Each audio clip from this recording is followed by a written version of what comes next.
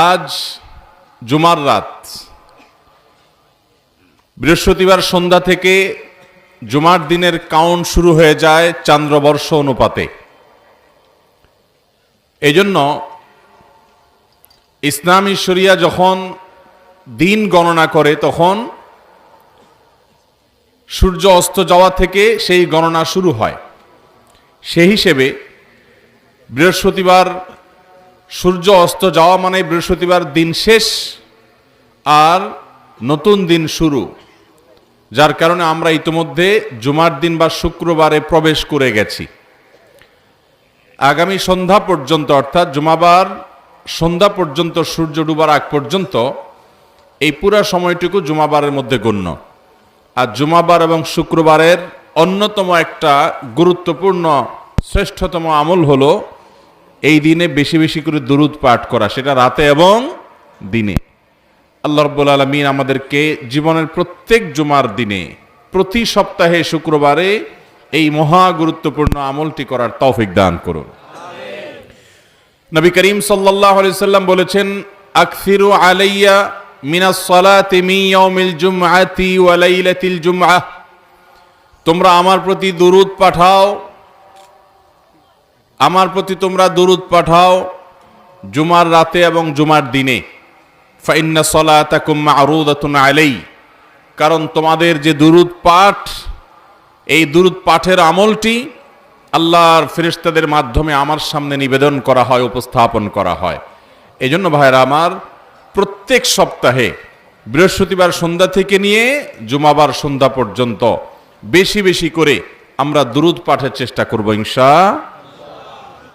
অন্তত এখন একবার আমরা নগদে পাঠ করা শুরু করে দেই দুরূদ ইব্রাহিম, যেটা আমরা নামাজে পাঠ করি জুমার রাতের আমল হিসাবে, এবং এখন থেকে শুরু করে আগামীকাল সন্ধ্যা পর্যন্ত চলতে ফিরতে উঠতে বসতে এমনকি ওযু নাই সে অবস্থায় আপনি দুরূদ পাঠ করতে পারবেন।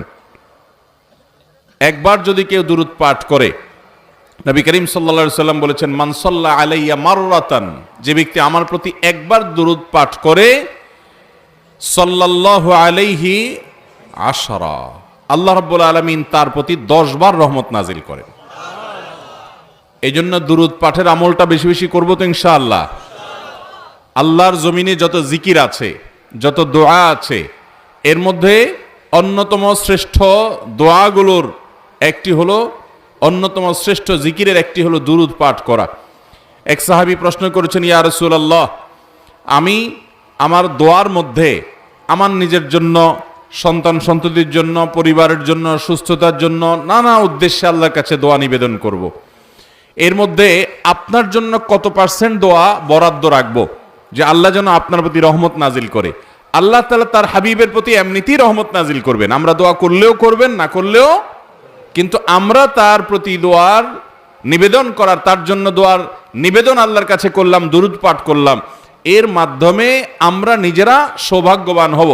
ওই সাহাবী সেজন্য জিজ্ঞাসা করেছেন, ইয়া রাসূলুল্লাহ, আমার দোয়া যখন নিজের জন্য আমি করব, তো আপনার জন্য কত পার্সেন্ট দোয়া করব?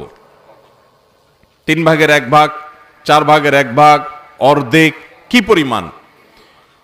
সেই সাহাবী বারবার করে বিভিন্ন পার্সেন্টেজের কথা বলছেন। নবী সাল্লাল্লাহু আলাইহি সাল্লাম সেটাকে আরো বৃদ্ধি করার দিকে ইঙ্গিত দিচ্ছিলেন।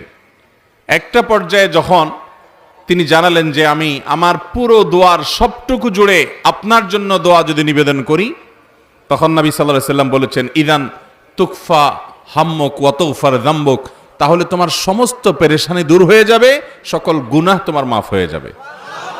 দুনিয়াতে আমাদের পেরেশানি দূর, আখিরাতে গুনাহ মাফ, আর কোনো সমস্যা থাকতে পারে?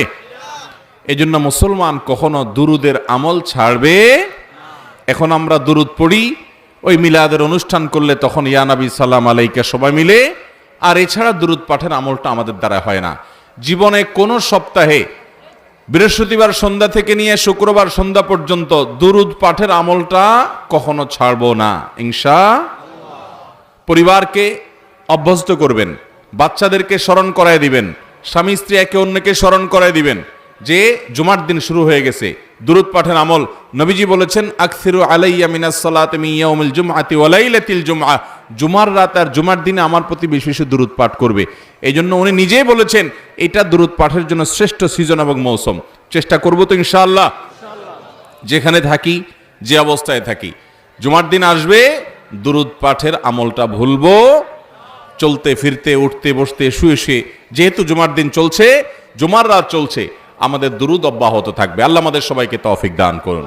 এখন নগদ একবার পড়ে ফেলি আসুন দুরূদ ইব্রাহিম। আল্লাহুম্মা সাল্লি আলা মুহাম্মদ ওয়া আলা আলি মুহাম্মদ কামা সাল্লাইতা আলা ইব্রাহিম ওয়া আলা আলি ইব্রাহিম ইন্নাকা হামিদুম মাজিদ।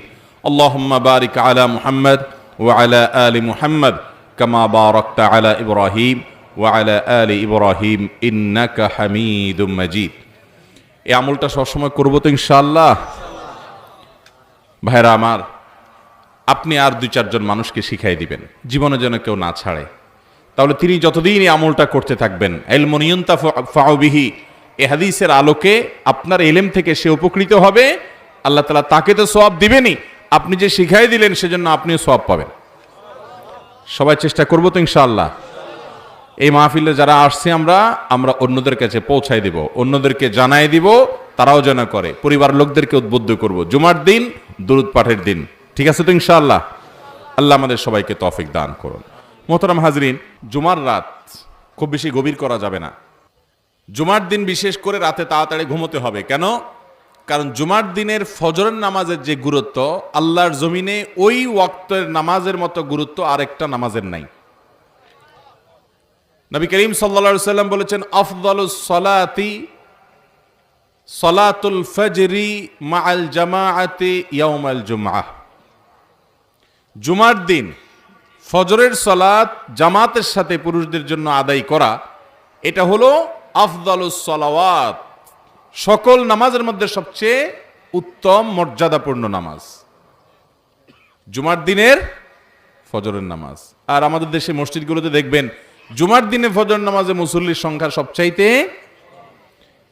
কারণ হলো জুমার দিন সকালে বাচ্চাদের স্কুল নাই, মাদ্রাসা নাই, অফিস আদালত নাই, দোকানপাট ব্যবসা বাণিজ্য অনেকেরই নাই, যার কারণে বৃহস্পতিবার গভীর রাত পর্যন্ত টক শো, মিষ্টি শো, নাটক, সিনেমা, আজে বাজে জিনিস দেখে সময় নষ্ট করে আমরা শুইতে শুইতে রাত 12টা-1টা বাজাই দেই, যার কারণে ফজরের নামাজের জামাত বেশিরভাগ লোকের নসিব হয় না।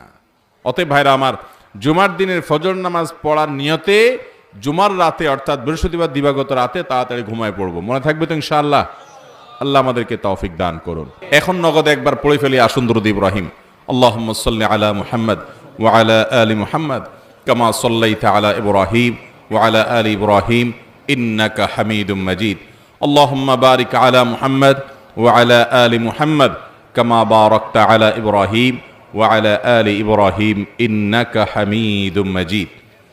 এই আমলটা সবসময় করবো তো ইনশাআল্লাহ।